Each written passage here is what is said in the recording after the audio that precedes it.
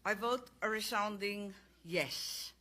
Sa hinabahaba kong pagsisilbi sa Kongreso, sa 12 taon na nanilbihan kami, ang trabaho ng kongrestista, sa pagkaalam ko, ay maging kinatawan ng kanilang distrito o kanilang sektor.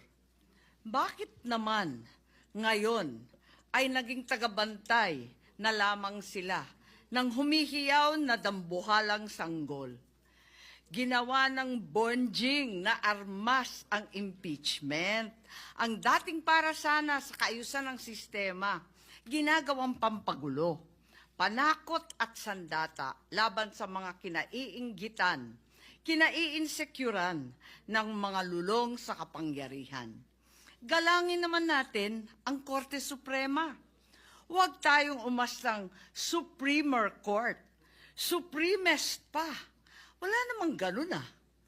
Sa mga kapatid kong senador, paano tayo magiging dakilang mambabatas kung tayo mismo ay hindi susunod sa batas? Ang boses ng Korte Suprema ay boses ng konstitusyon. At kung sino man ang sasapaw sa boses na ito ay isa lang ang tono, ambisyon. Kaya naman, mag-move on na tayo. Magtrabaho at huwag konsintihin ang isang spoiled na bonjing. Huwag nang busugin ng pabor. Huwag nang pumayag dahil may pabuya.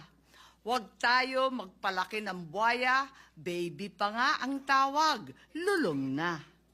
Sa mga mahal kong kongresista, may suggestion po ako. Ito suggestion lang naman, Huwag niyong masamain.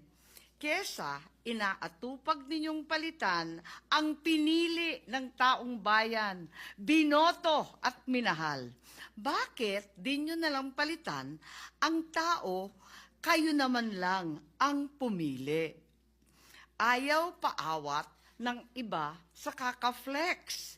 Ano kaya kung yung speaker nyo na lang ang paltan nyo? Kaya nyo yan.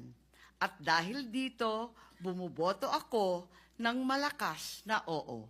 Maraming salamat po. Thank you, Senator Amy. Before